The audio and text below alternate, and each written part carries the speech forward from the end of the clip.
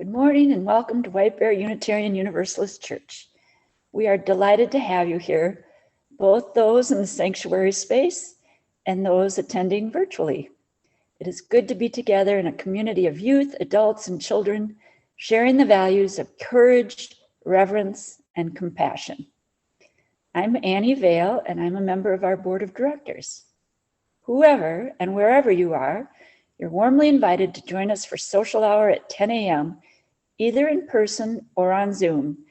It's really more like 20 minutes of facilitated conversation, followed by an informal time of mingling and connection. The Zoom link will be in the chat box. For those here in person, for those of you there in person, the social hour will take place in the courtyard, and you'll have the option to join a group when you exit the building. In addition to myself, service participants today include Reverend Jack, Reverend Sarah, Amy Peterson-Derrick, Carol Couette, Laura Stone-Girage, Olivia Dirks, Carla Colohan, and Bob Shaw, with behind-the-scenes technical magic from Aaron Scott and Anna Garys. Welcome to our church. Together we grow our souls and serve the world.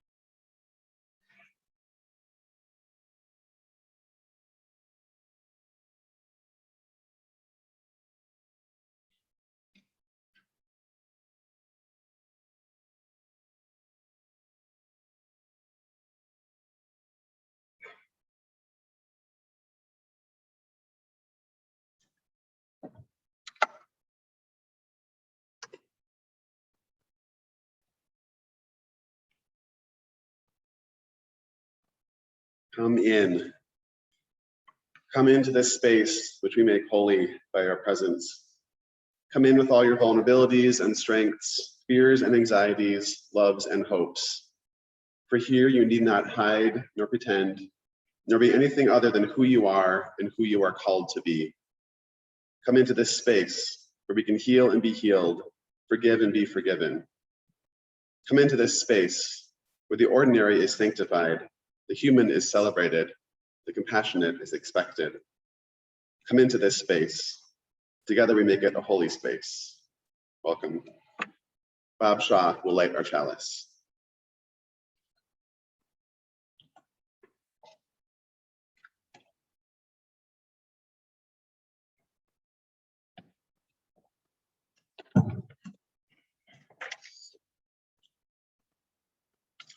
For me, I think of change as being mostly very slow. I'm aging gradually, my children are maturing, my garden is growing, even the sun itself is gradually burning out. But thresholds for me are times when I'm suddenly aware of change. Events like getting a new job, the birth of a baby, getting married, or more recently, the COVID taking the life of a loved one. Those thresholds are when I struggle with change or celebrate it. I light the chalice today for thresholds and the hope that we can embrace change as inevitable, natural, and often wonderful.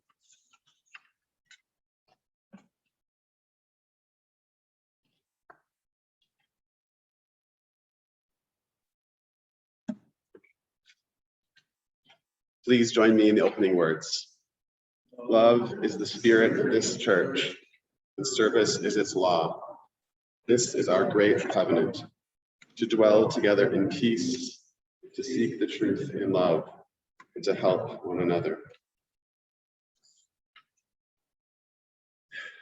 Before our opening hymn, I want to take a moment to comment on the transition in our music ministry.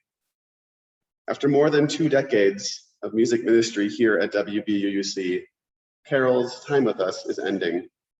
This is her last Sunday with us, and we are celebrating her with a farewell gathering in the courtyard today at 1 p.m. Please register and attend if you can. Along with this ending comes the new beginning of our interim music directors, Olivia and Carla, also known as the OK Factor. We are so pleased to welcome them today into this space. Their music and their presence is such a blessing. Their official start date is October 1st, but they have already been meeting with Carol to prepare for this transition and to do it well. Thank you so much to all three of you for holding this transition so tenderly. And another new beginning for us is that Laura Stone-Jarraj has agreed to be a regular volunteer pianist and occasional accompanist for the choir and for our services. Under Carol's wise direction, today is the day that we are able to see that musical transition take place right here during today's service. Carol will be leading us in our opening hymn. Olivia and Carla will provide our special music, and Laura will be leading us in our closing hymn. For just a while longer, we're asking those of you present in the sanctuary to refrain from singing, but please feel free to rise in body or spirit, to sway with the music and hum with me as Carol leads us in Spirit of Life.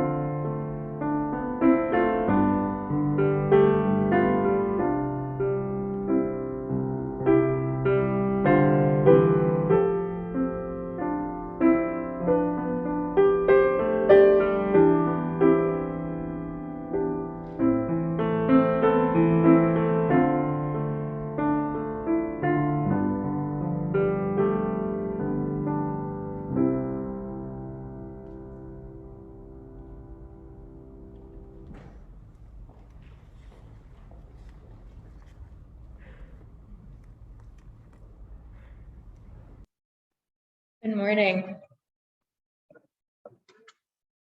This month's theme is Thresholds, the practice of opening doors. As summer ends and fall begins, now that summer vacation has ended and a new school year, a new program year has begun, I often wonder about this threshold, this cusp of the seasons. Which comes first, the ending or the beginning? Do we leave summer behind because fall has begun? Or do we begin fall because summer has ended?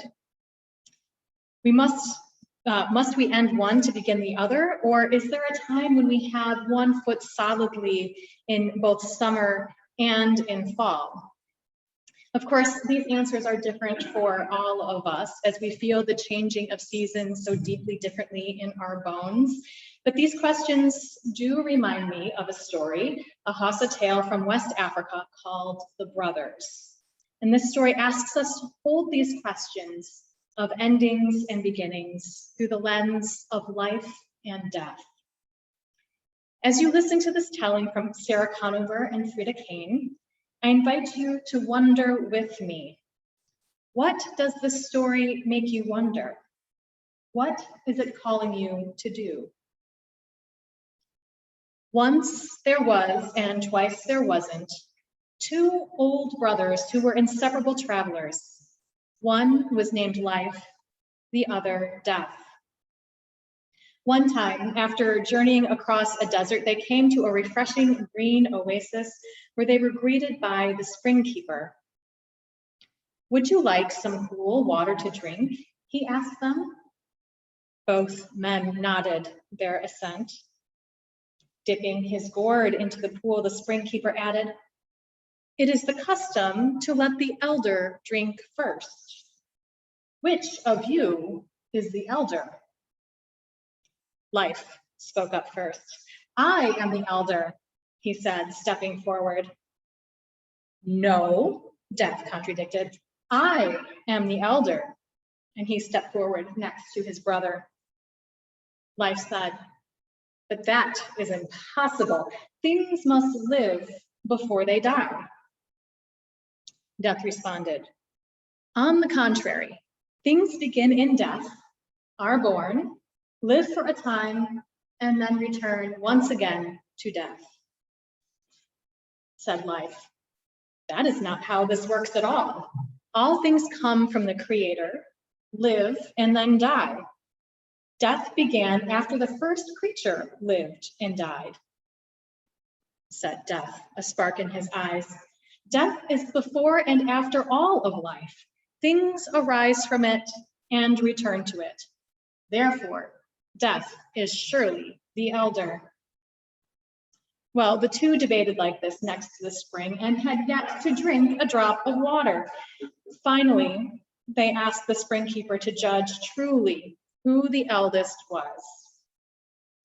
"Gentlemen, I cannot say," said the spring keeper. "What you each told me is true." He looked at the two brothers. "How can one speak of death without life?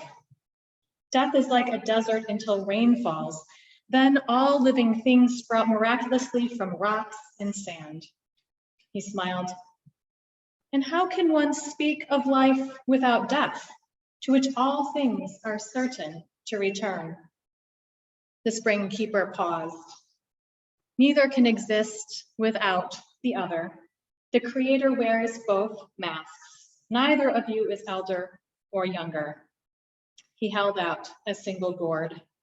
"Drink now together and go in peace." And the two travelers took the gourd, drank their fill, and headed off in the comfort of each other's company.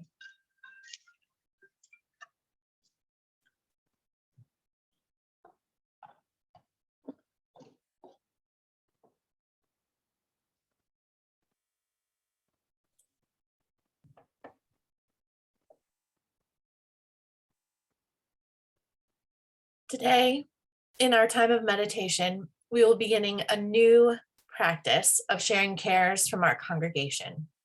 In fact, it's not a new practice, but we're beginning it again after 18-month hiatus. We've collected any slips of paper from the prayer request bowl in the sanctuary. And now those attending on Zoom are encouraged to share in the chat box your joys, your sorrows, the names of beloveds you would like to hold with the entire congregation. And I can read them aloud later in the meditation. Please remember that this is being recorded and the recording will be on YouTube.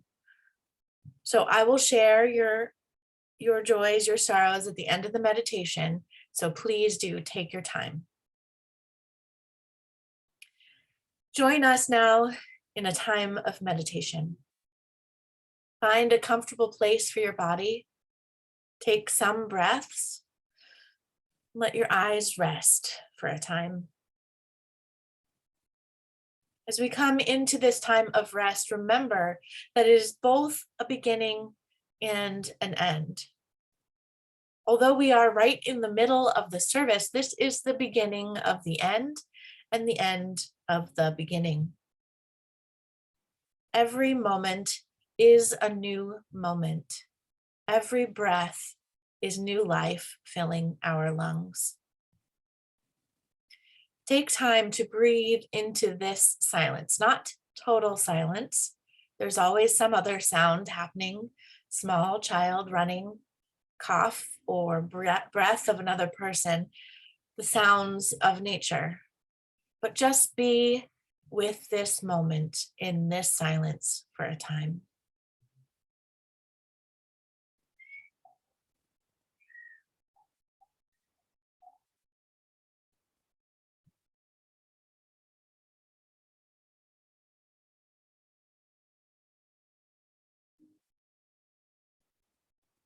Continue into this moment as I share a blessing for the beginning from Carrie Kopnick.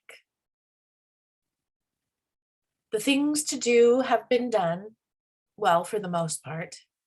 The people we need are in place, almost. We are ready, or as ready as we will be. bless this most perfectly imperfect beginning. May we find the right people to do the right things as we go. May we discover that what we need was right here all along. And may we remember to stop and marvel at the magic of each moment as it floats by. This morning, we're holding in our hearts members and friends, Joanna Wentz and her children, Justice and Caden, as they mourn the passing of their father and grandfather, the Reverend Bill Weir. We hold our friend Becky, who is struggling with mental health issues. We are holding the healing that is done and the healing that is yet to begin. We are holding all of these, and we want to take a moment to share the names of those that you hold in your heart today aloud into the room, into this not silent silence.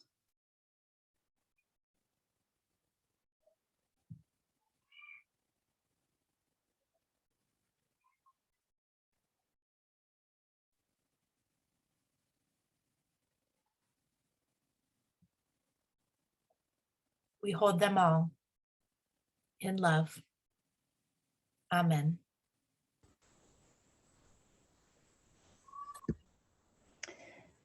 Afghan refugees coming to Minnesota need our help. Today's special collection goes to the International Institute of Minnesota, a local nonprofit that has been helping immigrant groups settle in Minnesota for over 100 years. The group has set up a special fund to help Afghan refugees and special immigrant visa holders with the costs of resettlement. The Unitarian Universalist Service Committee has included this group as one of the organizations that is on the front lines helping to support people being displaced by the current violence and upheaval in Afghanistan. You can contribute to the offering today by sending a check, by following the easy prompt to text to give on your screen and in the chat box, or if you are here in person, by dropping your offering in a plate located by each exit door from the sanctuary. If you write a check, please indicate in the memo line that the donation is for the International Institute of Minnesota, or IIM. Thank you for your generosity and your faith in this life we live together.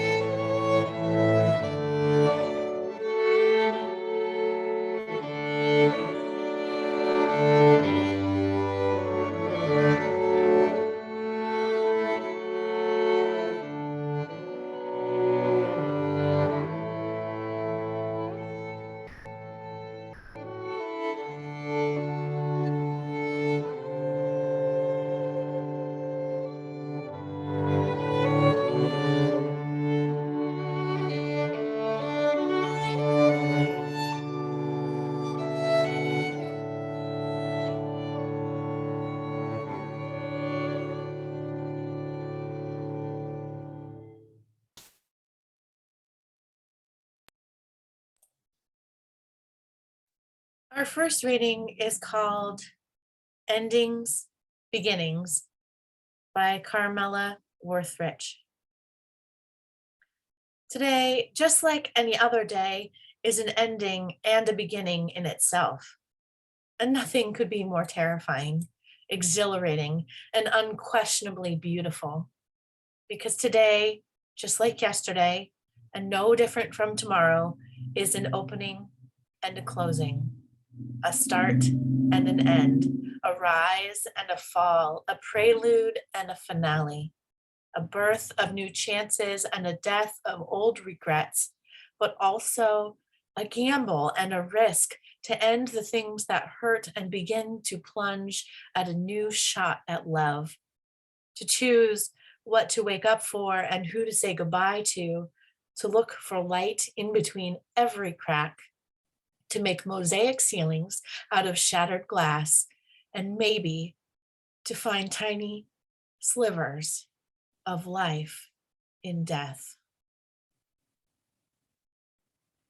Our second reading is from Heather Plett. A blessing for those who hold space. You are the ones who live wholeheartedly and courageously. You are the ones who dare to dive beneath the surface of human emotions.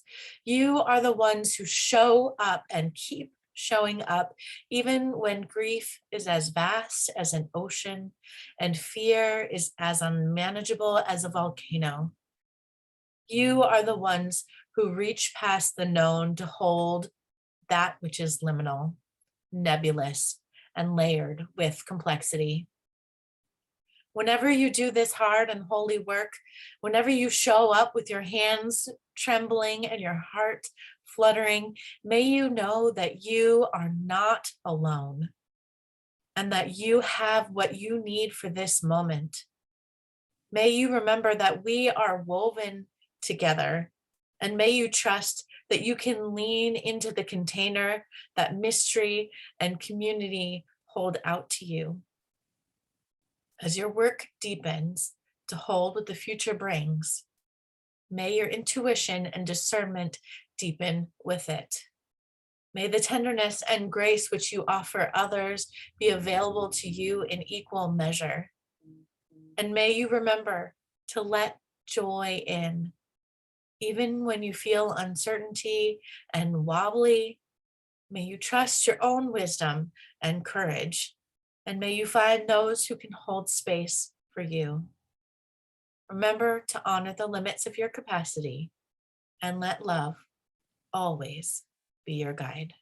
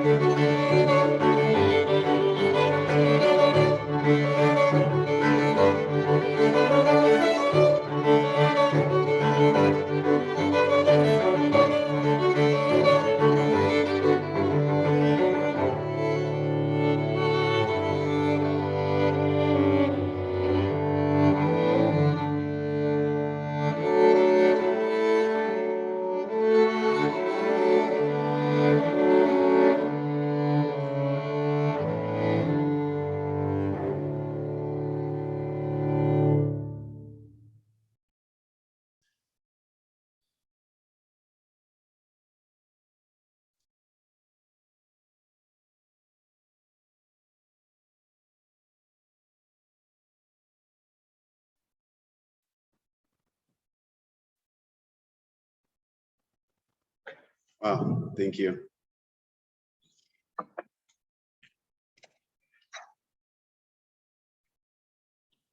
Just yesterday, I listened to the final episode of one of my favorite podcasts, the NPR quiz show, Ask Me Another. And granted, I might be extra emotional from all the transitions happening here and the memorial service I had just officiated, but I ended up crying multiple times.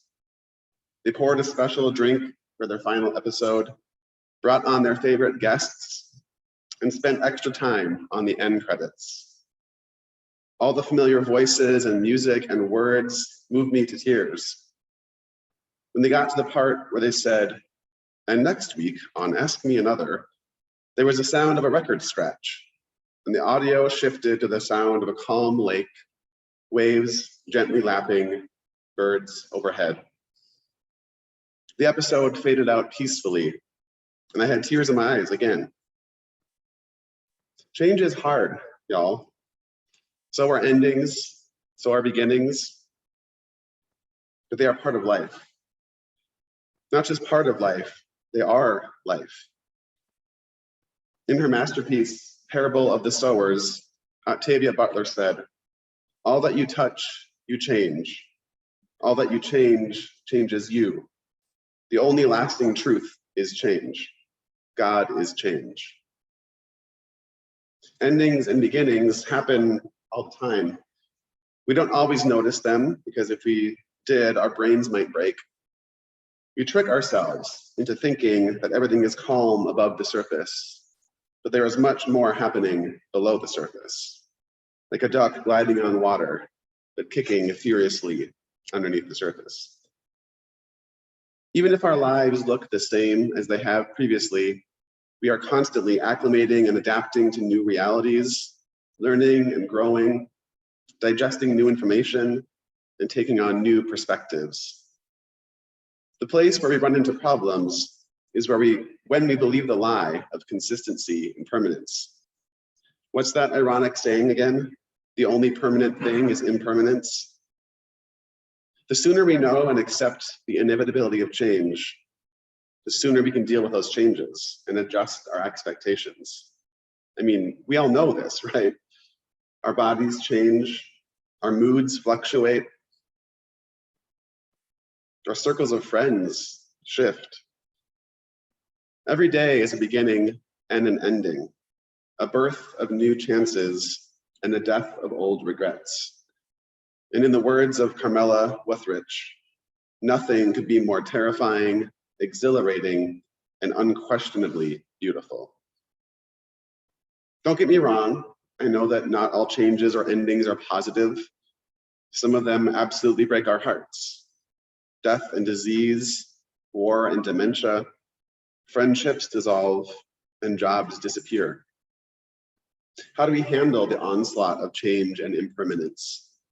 How do we learn to accept things, accept endings gracefully, lean into the potential, beauty, and challenge that come with transition? Okay, picture it. You're on a beautiful lake in the middle of a canoe trip to the Boundary Waters. You planned a 5-day loop trip and you're on day 3. You have traveled a great distance, paddling across many lakes and portaging between them. The lake you are currently on is serene and still. Loon calls pierce the air. You came upon this lake yesterday afternoon. Right away, you saw a moose and you knew you had found a good lake. You found and swam in a great swimming spot, and then you found a perfect campsite. You set up your tent, made a fire, cooked dinner, watched the sunset, and now around the fire, you roasted marshmallows for s'mores. You gazed at the stars and slept under a peaceful, clear sky. In the morning, you rose early. It was foggy and cool, much like this morning. The water is heating up for oatmeal, and the coffee just finished brewing. As you take your first few sips of coffee, you see 2 otters swimming in opposite directions. You think to yourself, morning rush hour. Your plan today is to head back toward your entry point. You're somewhat willing to go, but at the same time you think, the next lake might be pretty, but there's no way it could possibly be as magical and perfect as this one. But then again, that's what you thought on the last lake before you found this one.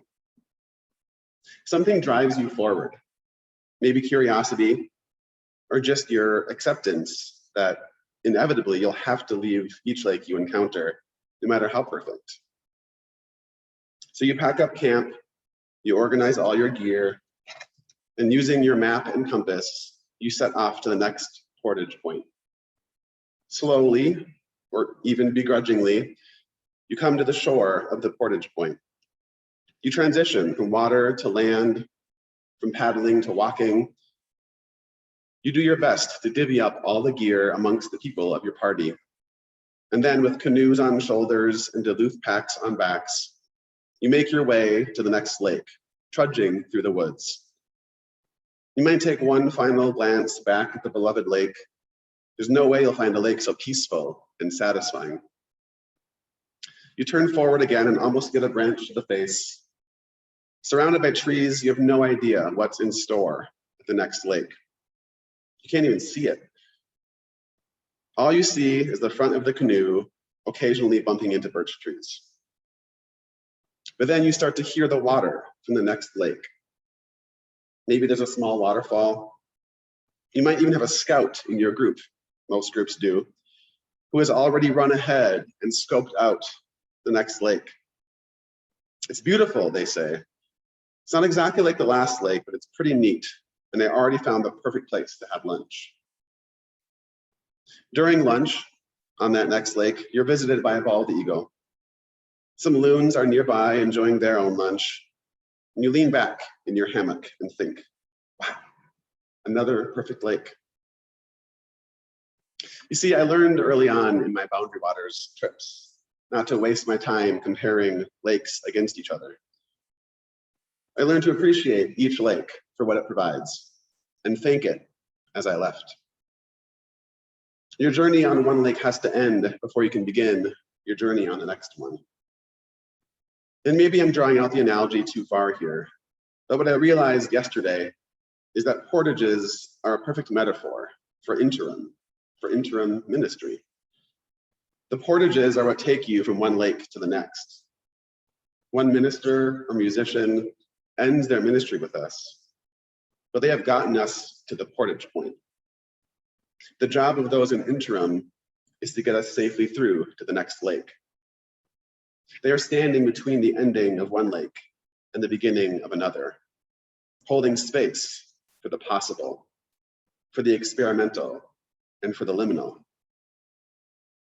I've been thinking a lot about this interim period, this space between, and I'm realizing more and more how helpful it's been to consider this theme of thresholds, portages, archways, doors. In the poem that Sarah read for us, Heather Plett claims a blessing for those who hold space. And isn't that all of us? She says, "You are the ones who live wholeheartedly and courageously. You are the ones who dare to dive beneath the surface of human emotions." If each day is a beginning and an end, then what happens in the space between? Each moment carries the whole spectrum of human emotions, and this framework is so helpful. What happens while we're standing under the archway of today? Yesterday, exactly 4 hours before I officiated a memorial service, one of my closest friends gave birth to a baby girl. A beginning and an ending. What happens while we're standing under the archway of interim ministries? This spring, while I was reeling from announcements about staff transitions, I chatted with the transitions director at the UUA, who told me that virtually every church is in a state of transition or an interim of sorts. Between reopening and regathering and creating multi-platform programming, every congregation was undergoing some big changes. The difference, he said, between you and most other churches is that you have the benefit of an interim minister whose very job description is to lead and guide you through transition and to prepare the congregation to try new things. We're in a big moment here of honoring endings and retirements, thanking the people who have ministered to us for so many years. Not just Thaxter and Victoria and Carol, but also our nursery staff, our children's choir director, Russell, and our communications specialist, Betsy. The last 18 months have been a major time of change and growth, of loss and newness. We will never go back to the congregation we were in March 2020. We couldn't, even if we wanted to. Our staff has changed, and some of our beloved ones have died. Some of our beloved ones have been born. Many people have joined our community since that time, and some people with us today are here for the first time. Change is inevitable. It's a matter of how you respond when you're in the space between. Another transition that we're encountering as a church is a shift in the way we do our social hour. And not everyone is going to like it. I know that. Some people don't like change, and some people will miss our old way of doing it. But I'm going to tell you why we've decided on this change. We've heard from many visitors that they came here once and didn't feel welcomed. And the complaints are almost always about the moments after the service, social hour. They say that they walked into the social hall and no one talked to them. It felt like everyone knew everyone else, or at least everyone knew one person, and they didn't. The message they received was, "You don't belong here, you're not needed, we already have our friends." It's such a hard message to receive, and even the boldest among us might just give up at that point and go home. What I want to actualize with your help is an ending to that kind of post-service experience for our newcomers and visitors. 2 years ago, the belonging and community team here at church was making a plan to address this situation, and then along came a pandemic. During the 18 months that our building was closed, we tried a new thing, cyber social hour. Necessity is, they say, the mother of invention. We separated people into randomized groups on Zoom, where they were encouraged to make introductions, process a sparklet from the service, and then answer a focus question. How is it with your spirit? Or put differently, how is it with your interior life? For those who attended Cyber Social Hour, this practice of meeting new people and not just chatting with a closed circle of familiar friends became a surprise favorite. I can't tell you how many times I heard people say, "I love it. I keep getting to meet new people who I wouldn't have otherwise met in the social hall." This is the best part of online church, and I hope we continue this practice once we're back together again. That's a quote. Well, fortunately for you, we did keep it. At first, we jokingly called this experiment the in-person cyber social hour, but it's really just a social hour. We have incorporated lessons learned during a pandemic, and we're so glad you've been taking part in it. I know it's not for everyone. Some of you have written to me to tell me so, but in the spirit of new beginnings, I dare you to give it a shot. Plus, it's only 20 minutes. We can do anything even slightly out of our comfort zone for 20 minutes, right? But more importantly, this way of doing social hour evens out the playing field. Newcomers and veteran members alike will be in small groups where they don't know everyone else, or maybe anyone at all. It's one way for our veteran members to give up some of their privilege and remember what it was like when they were new and didn't know anyone. It's our community's way of practicing the spiritual discipline of hospitality, deep listening, and trying new things. That's why I was so glad to hear that this past week, one of our members met someone new and took them out for coffee on Wednesday. Plus, for any of you who have heard me preach before the pandemic, you'll remember that one of my favorite things to do is to ask you to turn to a neighbor and answer a focused question.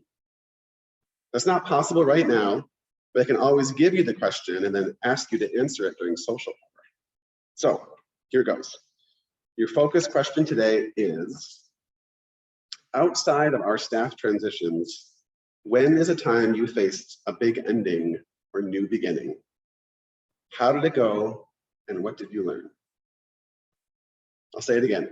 Outside of our staff transitions, when is a time you faced a new beginning or a big ending?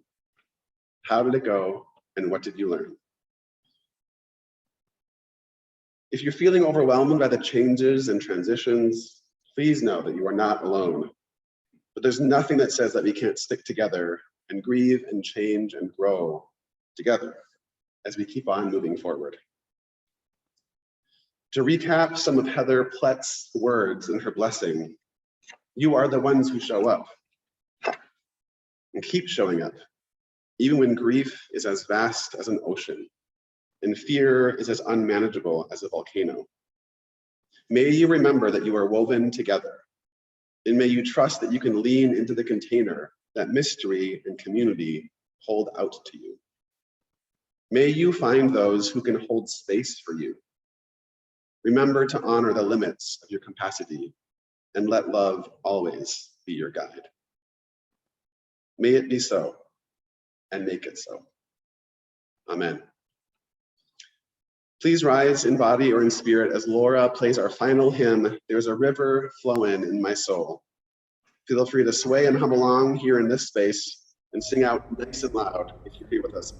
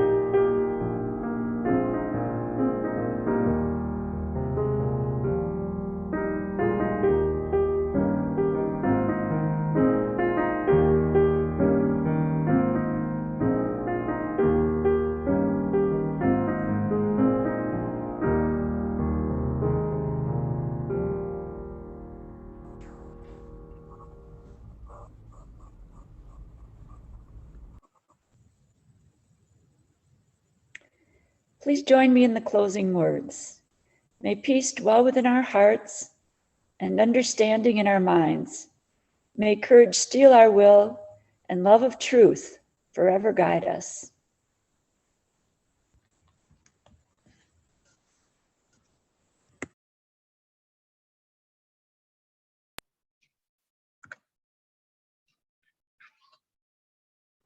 Friends, thank you so much for being here with us, virtually or in person. And however you attend, please know that you can join us for social hour. I know I gave a pretty strong pitch earlier. We'll start in just a moment at 10 a.m. We'll share a brief moment of meditation to start our time together before breaking up into small group cohorts for sharing and discussion. Virtual links are in the chat box. And for those in the sanctuary this morning, we ask that you head straight outside to do any socializing or mingling. Please proceed to the closest sanctuary door and head southeast past the bathrooms towards our courtyard room door. From there, you'll be invited to be part of a new beginning as we continue our new form of social hour. Participation recommended, but not required. Friends, go in peace towards new beginnings.